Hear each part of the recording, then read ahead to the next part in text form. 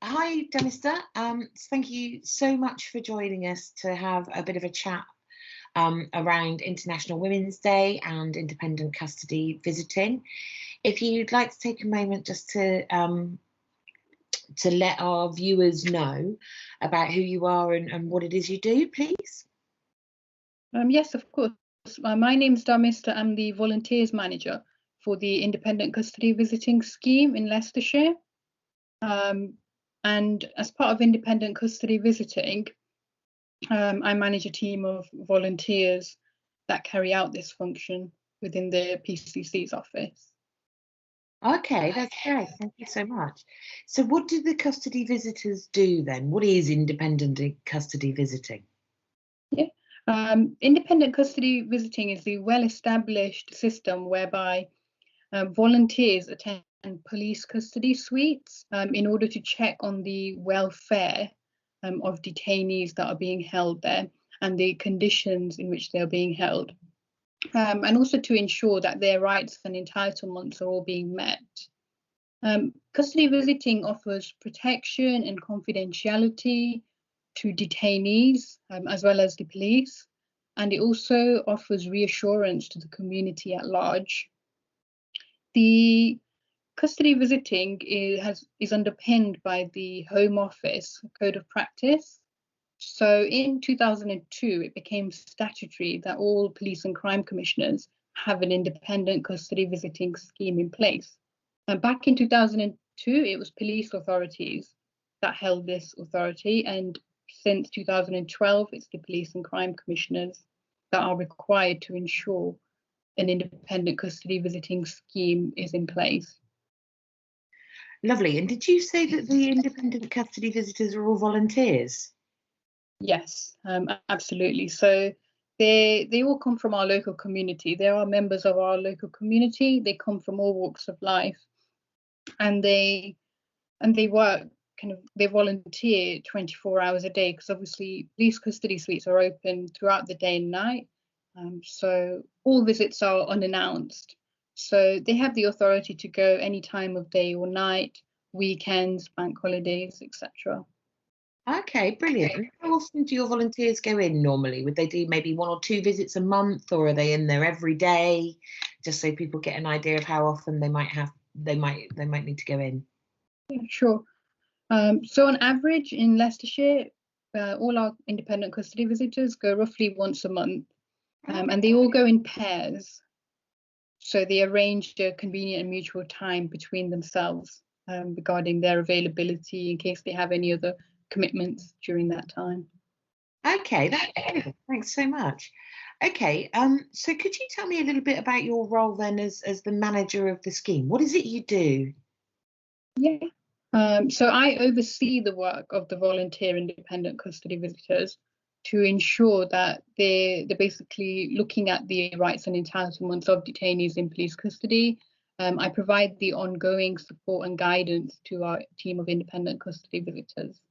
I currently manage a team of 18 volunteers, so 18 independent custody visitors, which includes a coordinator and 2 deputy coordinators. Our team in Leicestershire is due to increase to 26 next month following a successful recruitment campaign that we ran earlier this year. As part of my role, I also organise, support and deliver induction training for new ICVs and provide ongoing training and support to our existing independent custody visitors. Custody is an ever-changing environment, and volunteers are informed of any changes to legislation and practices. Okay. And I review all the visit report forms that are sent through. Once they hit the submit button, I get an email to say a visit has been completed. And then I liaise with our custody inspector to identify any trends or if there are any queries or issues that require a forced response. And I also collate data regularly and ensure that all policies and practices are kept up to date. That's fantastic. So it's quite a wide-ranging role for you to take in terms of management of the volunteers and all their responsibilities. Mm-hmm. What things, if you had to give me, I don't know, your top things that you were proud of your scheme, what would they be? Firstly, definitely the volunteers. I mean, the success of a scheme is down to the volunteers and the time and dedication that they put into the scheme. And they work hard to ensure that the rights of those in custody are being met, and if there's any way that we could improve. It's like you have a great team that are doing some brilliant things. Okay, thank you. So I know that Leicestershire's recently taken part in a pilot. Could you please tell us about what you've changed about custody visiting for the pilot and what that's achieved for your scheme? Yeah, sure. So the independent custody observers pilot builds on the existing work that's already going on, in terms of checking on the welfare of detainees.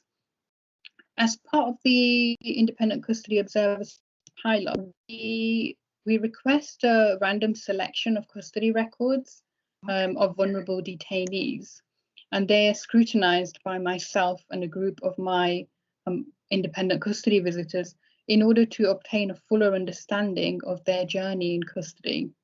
So it tells us from start to finish, from when they entered the custody suite to when their detention was authorized to the final stage of disposal and their kind of pre-release checklist before they are released.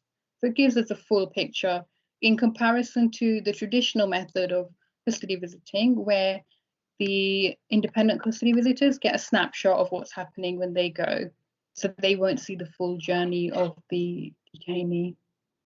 Also scrutinised a lot more custody records during the pandemic, as we reduced the number of face-to-face visits that we carried out at custody suites.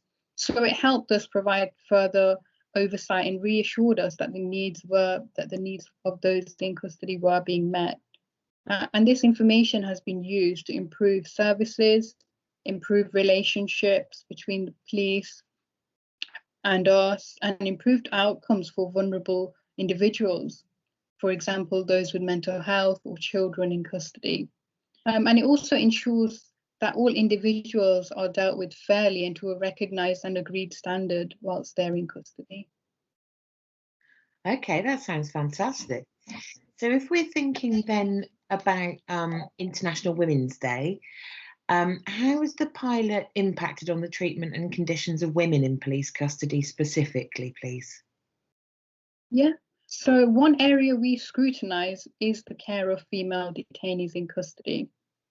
So as part of the legislation, female detainees should be made aware that they can speak to a female officer or staff member in private if they need to.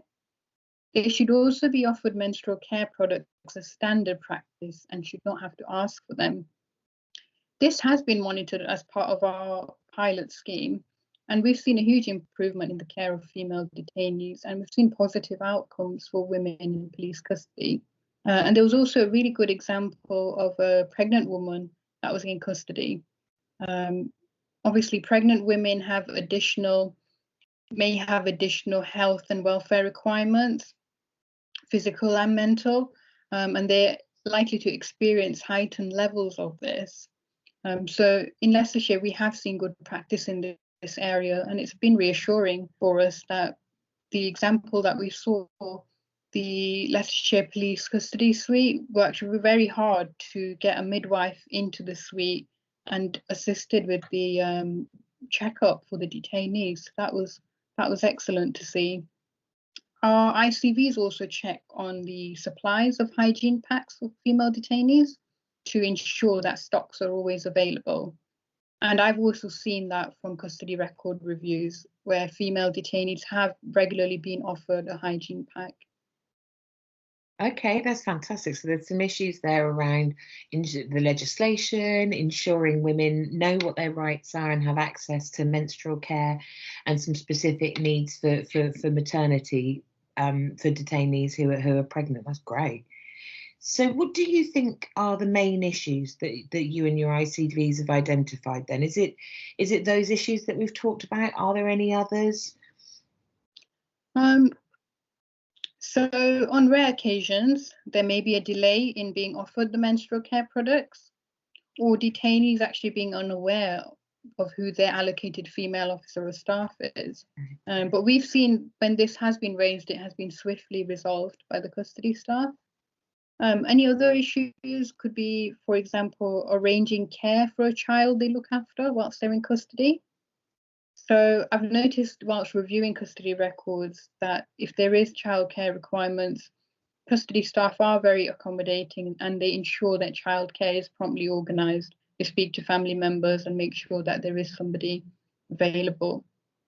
And an example of a situation where our independent custody visitors actually made a real difference to women in police custody. I mean, this is going back a few years now, but on one occasion, an independent custody visitor was liaising with the female detainee, and she was very upset and distressed, and she requested an alternative sanitary product. She had been given a hygiene pack, but it wasn't strong enough to meet her needs. This was raised with the sergeant at the time, and the sergeant actually thanked the volunteers for raising this, and they mentioned that they were reviewing the products available and hoping to increase the range available to detainees. And since then, this has been implemented. So it's had a direct impact on women in police custody and the difference that the independent custody visitors have made.